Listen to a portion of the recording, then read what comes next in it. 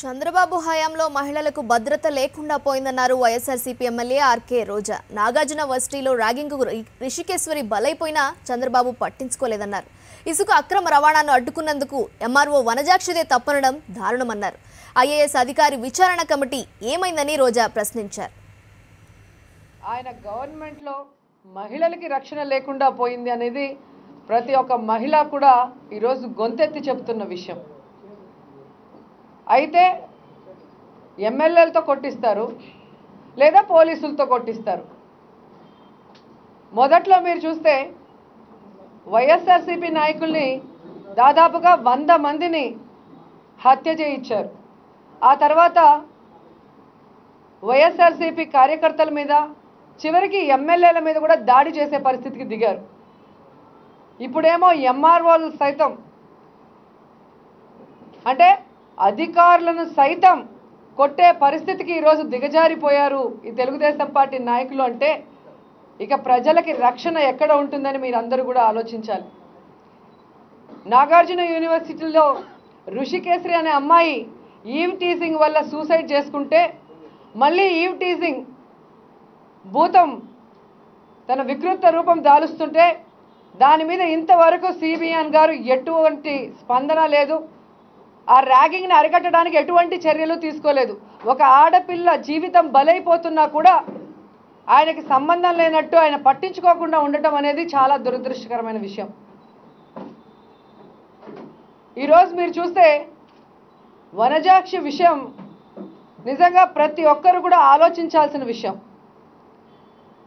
ఈరోజు వనజాక్షి అనే ఒక మహిళ ఎంఆర్ఓ ఎంతో ధైర్యంగా ఒక ఇసుక అక్రమ రవాణా చేస్తున్న మనిషిని పట్టుకుంటే అది తన ఎమ్మెల్యే కాబట్టి అది తప్పించుకోవడానికి ఎన్ని ప్రయత్నాలు చేశారో అన్ని ప్రయత్నాలు మనం చూస్తున్నాం. ఆ రోజేమో రెవెన్యూ సంఘ నాయకులందరినీ కూడా పిలిపించి ఒక ఐఏఎస్ అధికారితో కమిటీ వేస్తాము, జరిగిన ఇన్సిడెంట్ మీద విచారణ చేసి దాన్ని బట్టి మరి పనిష్మెంట్ ఉంటుందని కూడా చెప్పారు.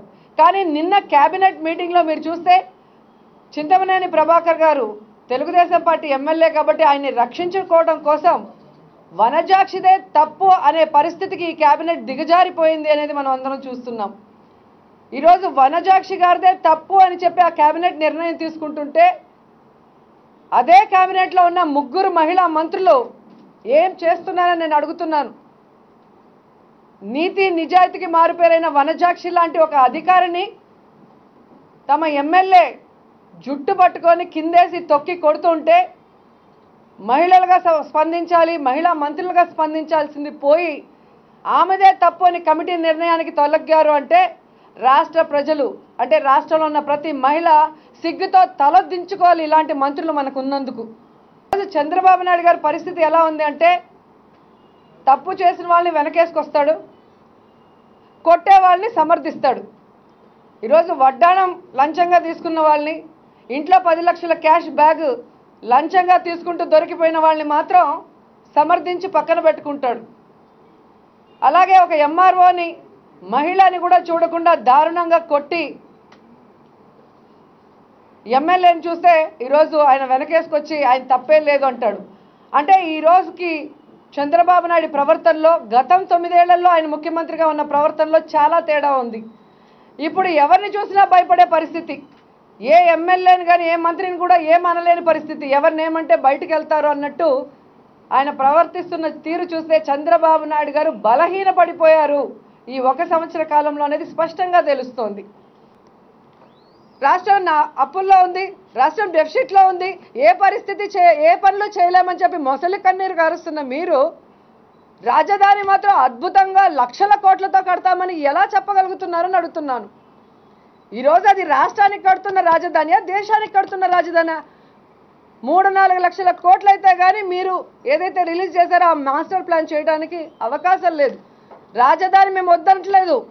సామాన్యుడికి, పేదవాడికి, ఎస్సీకి, ఎస్టీకి, బీసీకి, రైతులకి, మహిళలకి అందరికీ అందుబాటులో ఉండే ఒక ప్రజా రాజధాని కావాలని కోరుకుంటున్నాము తప్ప కలల్లో ఉండే ఫ్యాంటసీ రాజధాని మేము కోరుకోవట్లేదు.